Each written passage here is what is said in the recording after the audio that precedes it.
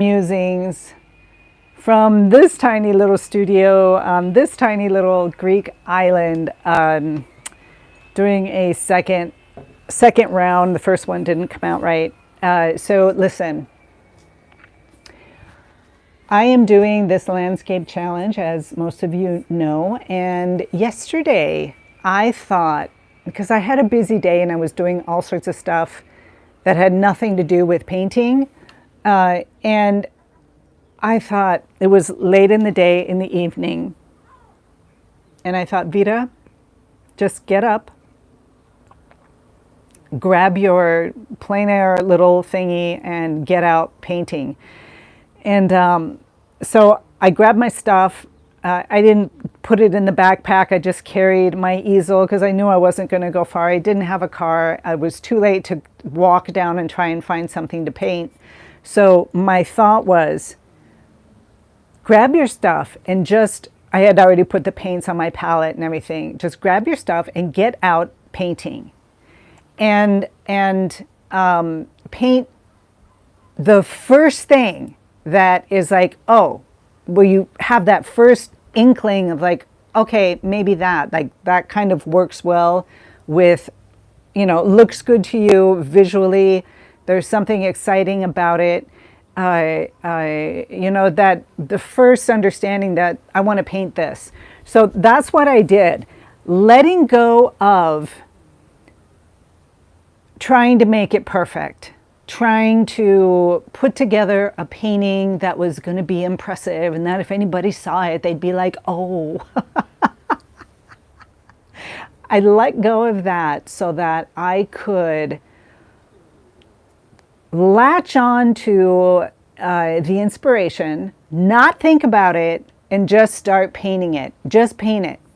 I painted for about an hour. I think it actually lasted about an hour. And I did, here, I walked out here of my little yard thing, right? I'm carrying my stuff. And I got to this point, and what you're looking at, you know, the tree and the house, you know, kind of going into the, I guess kind of stopped where my head is.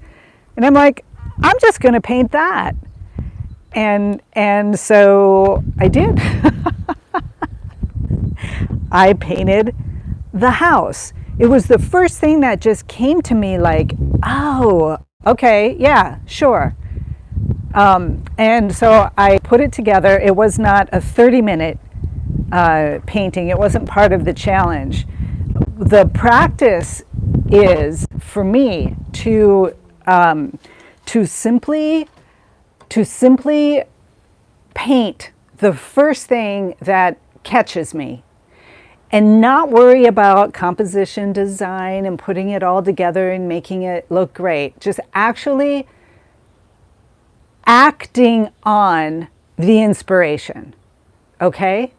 So there's some great lessons for me in that, acting on the inspiration. Yesterday, when I started painting the house and I was looking at the painting and going, oh, well, this isn't very good. And, and I kept saying every time I would get that little voice that criticizes, I would just let it go and say, this is not about painting this great painting that, you know, that I'm going to spend time on. This is acting on the inspiration.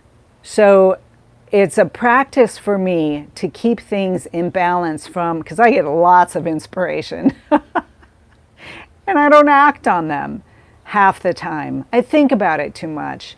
And so the practice is also for this landscape painting challenge that I'm doing, right? They're connected, because going out and just painting what you see, something that is like, oh, that's nice. For whatever reason, you may not even understand why you like it. Just paint it, and paint it fast, and just do it for the sake of getting out plein air painting, for no other reason. And here's what I learned. I painted this little house, you know, with a tree and the, you know, what I learned was that the next time I do this scene, if I do this scene another time, and I might, right? The next time I do it, I'll do it better, obviously, because I'll be more familiar with it. I'll understand the lighting and how it worked, and you know the play of the shadows from the pots, you know, the flower pots and the tree that was coming in. At the time it was sunset, so the sun was over there. It was over that way, and I'll just know how to do it better. The second thing is that I like to take something that I did that isn't great, that is okay, right, and try and fix it. I am such a perfectionist, it's ridiculous. And I always want to fix it and make it better. And the practice here was just paint it and let it go.